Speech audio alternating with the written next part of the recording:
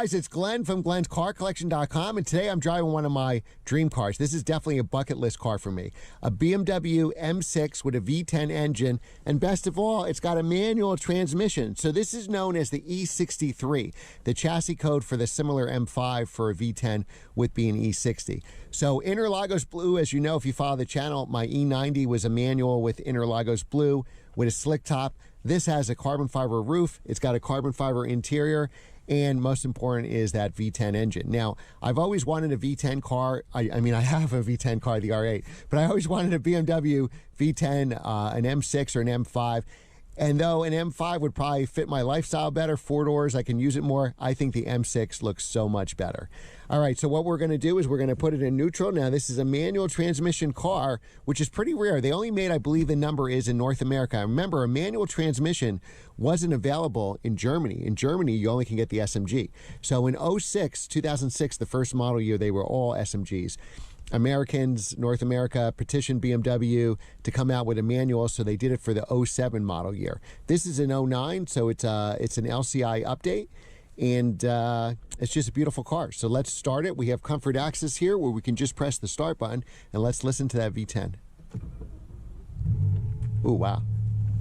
Now this has an exhaust, so that's not the BMW warning light. What that is that it's cold. I believe if it's under 38 degrees, which it is today, it's 32, wow, it actually will give you that chime. So we're about to hit, probably on this drive, 67,000 miles. You can see the average gas mileage there was 12.5. I get a similar mileage on my Audi R8. Now again, production numbers where I was going with this. In North America, that's coupes and convertibles. And I think there's more stick convertibles than there are coupes. The number is 701. So not only just for North America, for the entire world. So remember, in Germany and Europe, they only got this car in SMG. And I believe it's 323, I think is the number for coupes, and like 370 or so for the convertibles. But we want to drive the coupe. Now, the convertible is known as the E64. All right, so we have a V10 engine here. It's 500 horsepower, 383 foot-pounds of torque. Now, unlike the M3s at the time, or like my M3, a lot of them didn't have navigation, so you had the single hump or double hump. The M5s or M6 navigation was standard, so you have the hump here, the iDrive system. The last model year was 2010, so this is almost at the end of the run, and it's very, very rare to have an 09 Interlagos Blue with a gray interior. By the time they got to 09 or 010, there were very few manual transmissions. And I think most of the M6s, I think, are actually black. So we're gonna take this for a nice drive, and then we'll have a conclusion. So should you meet your heroes, you see all the bad things about these cars, you know, rod bearings and engines going out. So here's an owner that recently bought his car. He did the rod bearings. I think the work he did was probably around 4,000 or so. Throttle actuators are still original, and we'll see after this drive, does this car live up to the hype? If you follow the channel, you know I've driven a 2010 M5 a few years ago, my friend Chris's car, and it was great. Even with the SMG, it was good when you had open roads or highway poles. It wasn't as good, you know, stoplight, going up hills, stuff like that. So it wouldn't be a good car for the school run, but it would be a great Sunday morning weekend car. So let's see how the M6 does. And now we're driving a manual transmission. So I've driven these cars plenty of times. Only SMG. I've never ever driven it with a manual, so I'm really excited to do that. There's actually almost like a valet mode here where the power mode it cuts it to 400 horsepower. I remember doing a test drive. This is first, right? I remember doing a test drive once of a convertible, and the salesman didn't realize that. I'm like, you know, this car wasn't as fast as I thought, and the reason why is we were driving in the 400 power mode, not the 500. Now, it revs to 8,000 RPM. Peak horsepower is about 7,700 RPM. So you do have to rev it to get that maximum horsepower.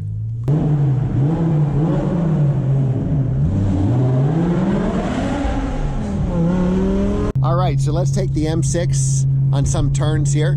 It's about 3,800 pounds, so a little bit heavier. It's not much heavier than my E90 M3 was, but I could tell you that the suspension is softer, so there's more body roll.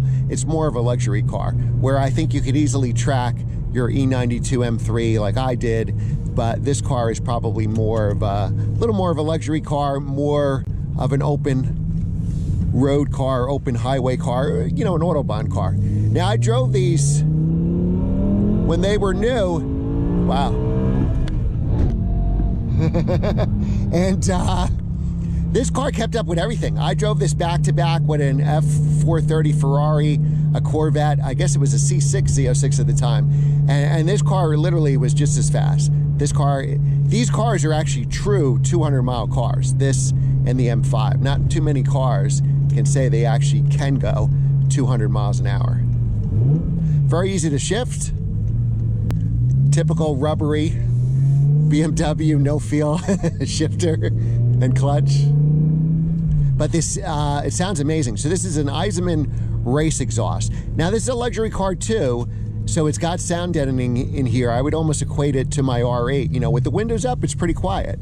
But when the window's down is when you really hear this exhaust. So we may have to try to find a couple underpasses where we can really hear it. Now on a bumpy road like this, it's a very smooth car. This would definitely be smoother, more comfortable than it would be if you were in an E92. Now, are these good buys? Well, the owner of this car paid about 40 grand for this car, and it's worth every penny in my opinion, because Interlagos Blue definitely is going to have a higher resale value than, say, a black or silver car. So you will probably pay at least 5 grand more for that color. Who knows, maybe even more than that. And this car really, you really do feel like, you know, you're driving a Formula One V10. Now this car sounds more of a, this V10 sounds more of a race car than the V10 in my R8. I always watch videos on YouTube of these, you know, revving out these M5s and M6s. Now, I've driven these before, and usually if you drive it this way, you're gonna probably get 9 or 10 miles to the gallon. As you can see, this car is averaging 12.5 as a daily driver. Wow, that exhaust sounds amazing. Now we'll come up some tighter turns here and see how it does with the weight. You do have the electronic dampers, the EDC.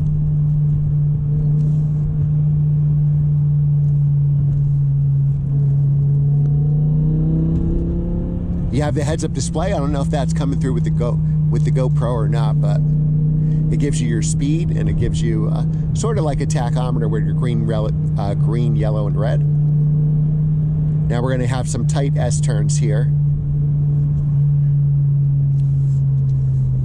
Brake pedal is a little soft, but again, these were more of luxury cars when they came out. Now these are steel brakes, not ceramic, on the new M5. Well, the M6 has been replaced by the M8, but if we're going by M5s, on the new M5 you can get ceramics. And I've driven a new M5 with ceramics, and I didn't like it at all. They were so squealy, the brakes, and very like, you hit the brake, your head almost goes through the windshield. Now what's good about this car, if we go to say to 4th gear here at 40 miles an hour, it's really just another BMW. It's quiet in here, it's luxurious in here, car tracks nice and straight. Forget that exhaust for a second. If it was quiet, this could be like any other BMW 6 Series. And I have a video, I think it was a 645, not a 650, but that car drove great with the manual transmission. I love how the screen here, I like this whole design. I like this steering wheel, this 3-spoke here. It's nice and thick like an M steering wheel. What we'll do here, we'll take it up to the highway, and we'll do a little pull on the highway, and then we'll take another back road. So even though it has 383 foot-pounds of torque, you really have to rev it out to get that, to get the horsepower and get the torque. So it's not as torquey down low, say as a modern M5 or M8 would be with the turbocharged 8 cylinders. It actually handles bumps and dips in the road very well. It's a rear drive car, so remember all that power is just going through the rear wheels.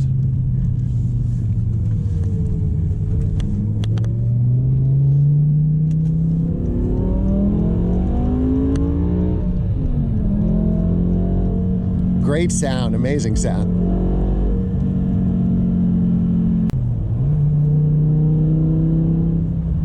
And so far on the highway, it doesn't seem like we really have any drone too, which is great. Very easy to heel toe.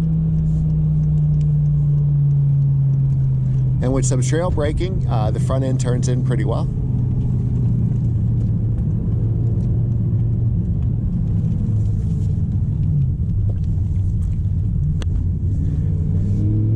Now it feels very quick, because I think just how quickly the RPMs build. Obviously it's not, you know, 2.9 seconds or 3.1 like a modern M5, but those cars almost have like a cheat code because they're all-wheel drive cars. So they really have, they put the power down like you wouldn't believe. But this car actually puts it down pretty well. I'm impressed with just two wheels, with just rear wheel drive.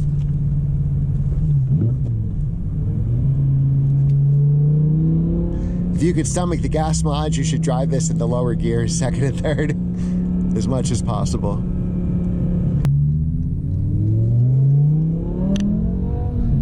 So here's a good test of the weight with the tight turns. We're in second gear now. And the throttle's very responsive. Even at 3,000 RPM, I feel like I have a lot of throttle response where you really know that you're driving something special.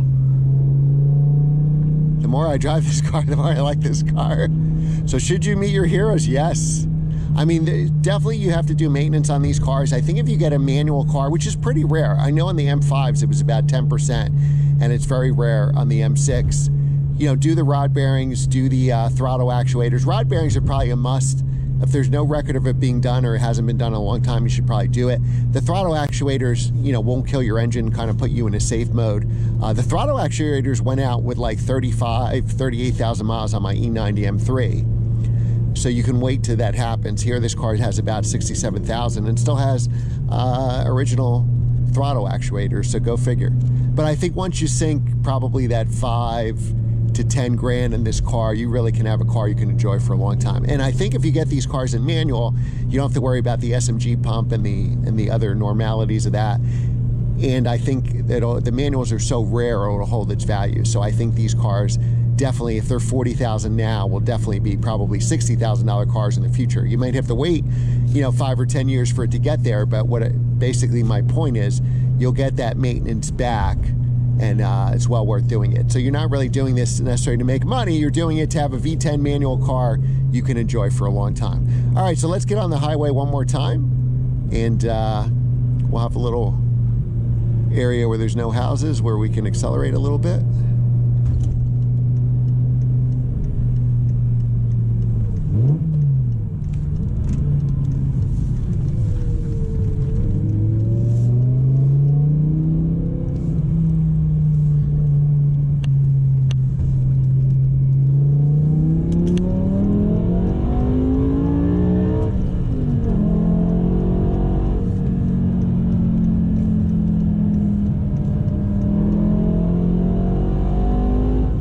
Now that was pretty much, for the most of it, was street legal speeds, and you see how quickly that car accelerated, and how much fun you were having with the manual transmission, where you didn't have to be going 100 miles an hour to have fun. So just pulling on, you know, a highway going up to 65 or 70 or there-ish about, it was still so much fun to go through the gears, and I think that's what you're paying for with the manual transmissions, is that this car is going to drive the exact same way 20 years from now that it does today, right? If you buy the SMG car, yeah, maybe you can get it, you know, I don't know, fixed or something like that, and maybe you can get it reliable, but it's not going to feel as good 10 or 20 years from now when you step into that car compared to how good the transmissions are right now. But the manual transmission will drive the same in 2031 or whatever, 100 years from now than they drive today. So even the highway exit ramps, again, it's probably like not your first choice because of the heaviest. Like, I wouldn't do a track day with this. So one downside would be the weight of the car. But I mean, for a modern car, you know, that 3,800 pounds, 3,900 pounds, whatever it is actually light. You know, if you bought a new M5 today, it's like 4,200 pounds.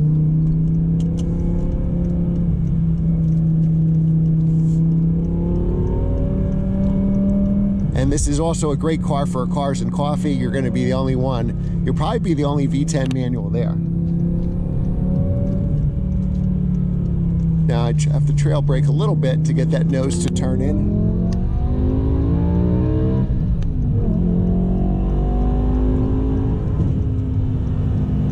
There we go. And now we can even, so 4th gear, 5th gear, 6th gear, And let's see if we have any drone at that. Not really. I mean, it's good that I could hear the exhaust. It tells me that I have one. But I've had some cars where the drone was almost unbearable. You had to shift around it.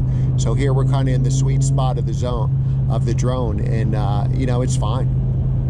That's another reason, you know, always get a high quality exhaust. Don't get like the cheapest exhaust possible. Get one high quality. You may pay $1,000 or $2 more, but it'll be well worth it. And it's worth something too. If you want to sell it, you can probably get 50 cents on the dollar. All right, so let's go to some of my other favorite turns. Downshift to second, nice and easy, easy to heel toe. Nice 992 convertible there. All right. Now, the more I drive this, the more I'm getting used to the handling. The handling, isn't as tight as a modern car, but it's not using the electronics of a modern car to do that. So there's still plenty of grip. I would say a ton of grip, considering it's a rear drive car. Now, the problem is anytime you want to have fun, and this is why you drive at 7 a.m., you get behind a Forester or Subaru, but otherwise, very impressed with this car. So conclusion, I think these cars are phenomenal cars. I would get a car in a stick shift. I mean, they're not bad in SMG, depending how you're going to use the car. Again, it's SMG 3, but 100% I would pay that extra 10 or 15 grand to get a manual car. You know, sink some money into it. What you do is reset the clock, right? To do the rod bearings, the actuators, anything that else needs to be fixed. Remember, it's still a 15-year-old car. So it's going to need something. Even if it was a 15-year-old Toyota Corolla, it's going to need something due to that age. And just keep on top of the maintenance, you know, use it when you can afford the gas. And I think you got a modern classic. They're not going to make any V10 manuals anymore. Even the R8 with that hasn't been a manual since 2015. They're getting rid of the V10 altogether. All these cars are going to be hybrid now or turbo V8, so a V10 manual is like money in the bank, and I definitely highly recommend that you buy one. Thanks again for watching. Remember, like, share, and subscribe, and I will see you next time.